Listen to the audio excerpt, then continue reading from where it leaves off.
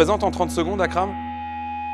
Je m'appelle Akram, je suis marié, j'ai 2 enfants, une fille et un garçon. Je suis à la Française depuis 16 ans. J'ai commencé comme analyste, puis je suis devenu gérant et puis après responsable des investissements au rendement. Voilà, fidèle au poste depuis 16 ans. Je suis passionné de sport, notamment de basket et du rugby.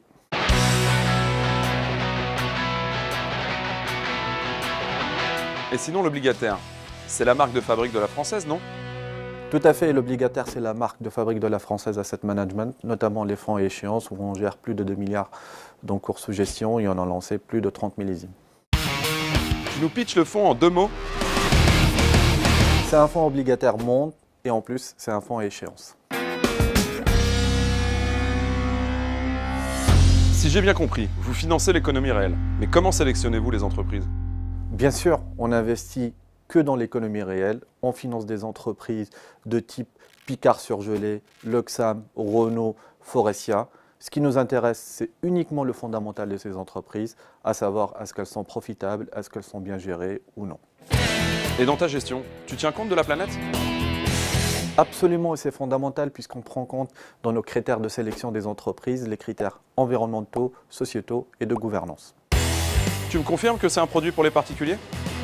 Mais évidemment, si vous cherchez des compléments de revenus annuels ou si vous cherchez à fructifier votre épargne sur le long terme.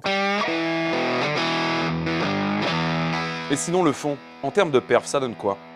Les performances obligataires pour 2022 étaient très compliquées, malheureusement. C'est les pires performances depuis la Seconde Guerre mondiale. Mais il faut dire que les perspectives sont plutôt encourageantes grâce au niveau de rendement très attractif qu'on a aujourd'hui. Allez, petite question qui fâche. Et les frais dans tout ça? Les frais de gestion annuels sont de 1,34%. Et dans une allocation, il faut le garder combien de temps? C'est un fonds à échéance, donc il faut garder son allocation jusqu'à échéance du fonds, c'est-à-dire le 31 décembre 2028. Mais si vous voulez sortir avant et vous êtes satisfait de la performance, évidemment que vous pourriez le faire avant l'échéance du fonds.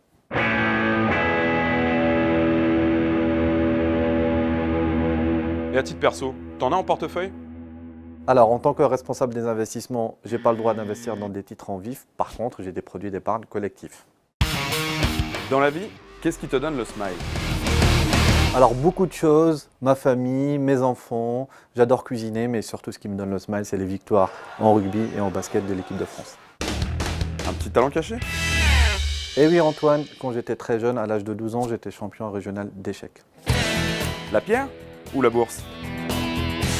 Les deux, Antoine, mais aujourd'hui, j'aurais tendance à préférer la bourse pour des raisons de valorisation. Plutôt boule ou plutôt bear? Et je suis boule parce que je suis quelqu'un d'optimiste. Twitter ou LinkedIn? Je dirais plutôt Twitter pour une question d'habitude. Euro ou bitcoins? Plutôt euro parce que le bitcoin, c'est encore très spéculatif aujourd'hui. Dans ce contexte de hausse des taux, intéressez-vous au rendement des fonds obligataires. C'est pourquoi MoneyOne a décidé de rendre accessible la Française Rendement Global 2028 dans son contrat d'assurance vie.